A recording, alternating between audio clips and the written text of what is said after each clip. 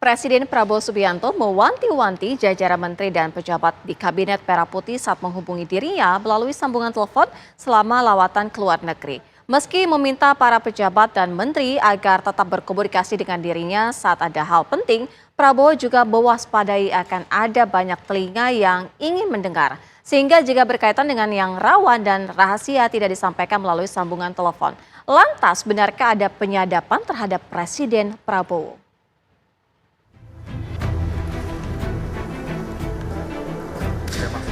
Presiden Prabowo Subianto telah memulai lawatannya ke luar negeri dengan meninggalkan tanah air untuk pertama kalinya sejak dilantik pada 20 Oktober lalu.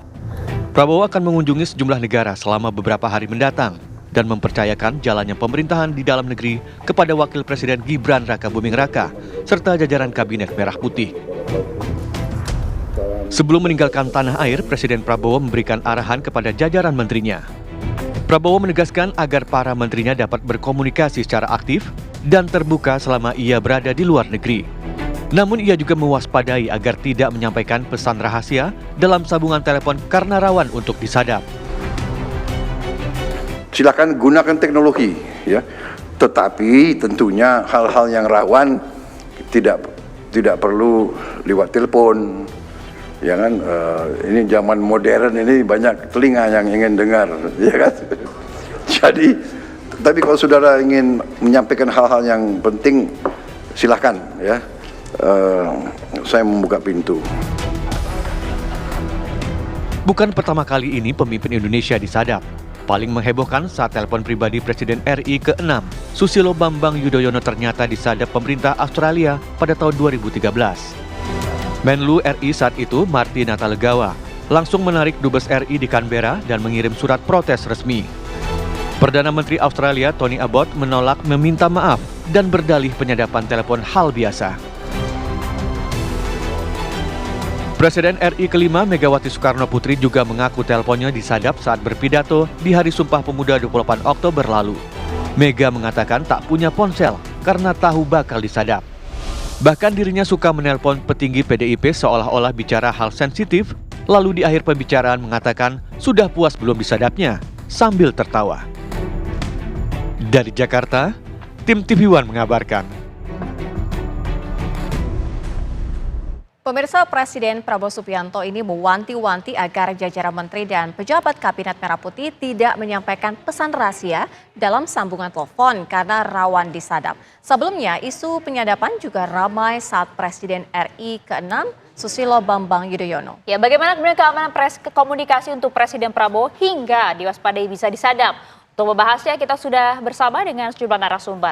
Sudah ada tenaga ahli utama kantor komunikasi kepresidenan Mbak Prita Laura dan juga pengamat militer Pak Anton Aliabas. Selamat petang Mbak Prita, Pak Anton. Selamat petang, Sarah, Maria, dan juga Pak Anton, pemirsa.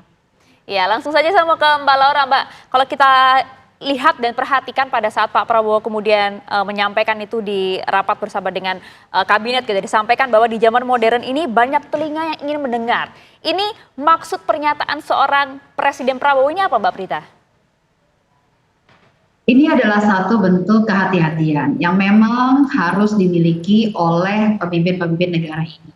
Bentuk kehati-hatian ini sebenarnya bukan baru saja disampaikan, tapi sudah merupakan sebuah prosedur. Contoh misalnya kalau kemudian Sarah atau Maria pernah masuk ke dalam istana, kita harus meninggalkan telepon kita di luar area istana.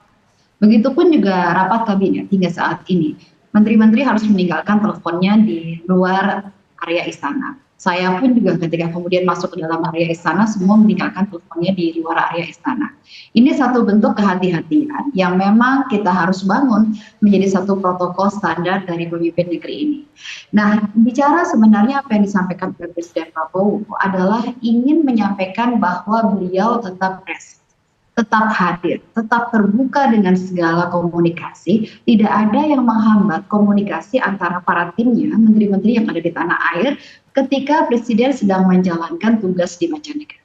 Ini sebenarnya yang ingin disampaikan sebenarnya bukan penyadapannya, intinya adalah bagaimana keterbukaan Presiden Prabowo bahwa beliau tetap present, tetap bisa ditanyakan, tetap bisa dikonfirmasi mengenai berbagai hal tanpa melalui prosedur yang harus berbelit-belit harus melakukan. Menko dulu dan sebagainya, terbuka. Itu sebenarnya makna yang disampaikan oleh Presiden Prabowo dalam.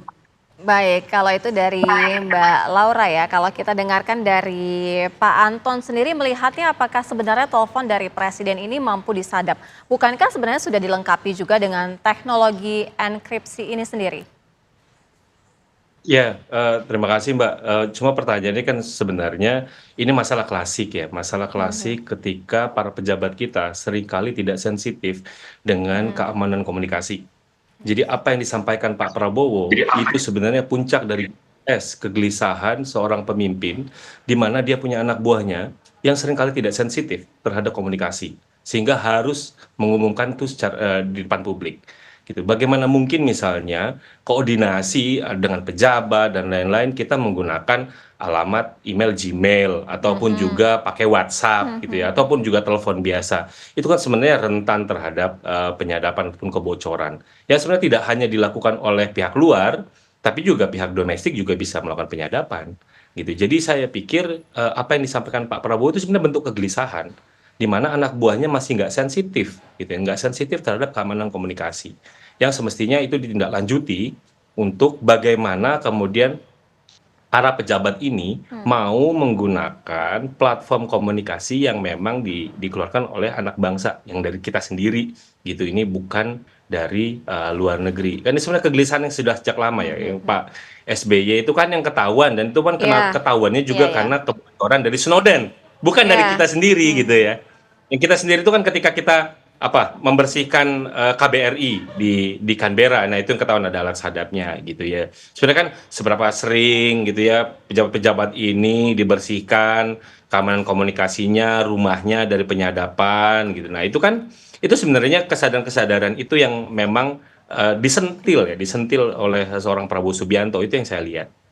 Ya, Pak Anton, tapi apakah kemudian ini juga bisa diartikan sebagai seperti ini? Kalau kita lihat kan pernyataan Pak Prabowo itu kan dinyatakan pada saat 10 menit di awal sidang kabinet, yang kita tahu itu 10 menit awal ada terbuka, boleh diliput oleh wartawan, bisa disaksikan oleh publik. Apakah kemudian Pak Prabowo ingin melemparkan pesan bahwa saya tahu jika ada pihak-pihak yang memang berusaha untuk menyadap Presiden Prabowo? Ini, yang namanya penyadapan itu adalah tindakan ilegal.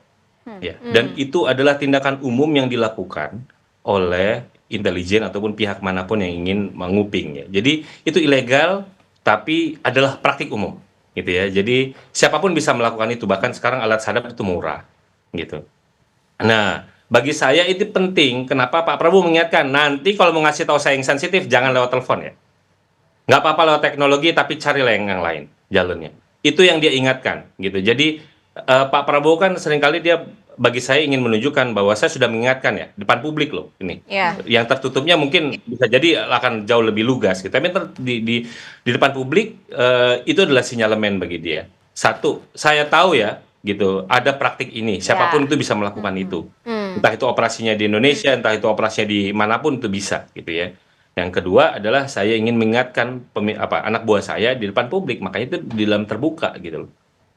Baik, kita langsung dengarkan juga dari Mbak Laura. Tadi dari Pak Anton menegaskan paling tidak ini juga merupakan suatu bentuk yang disampaikan oleh Presiden kepada para petingginya begitu ya, menteri-menterinya untuk juga saling ingat begitu bahwa ada bahaya juga akan bisa disadap begitu. Iya, saya setuju sekali tadi apa yang disampaikan Pak Anton, bahwa dalam konteks prinsip kehati-hatian, ini bicara mengenai teknologi ada dua hal yang harus kita sikapi. Pertama adalah teknologinya itu sendiri dengan kita membangun suatu sistem yang memang penuh dengan kehati-hatian, kerahasiaan data dan sebagainya yang terus dibangun oleh pemerintah.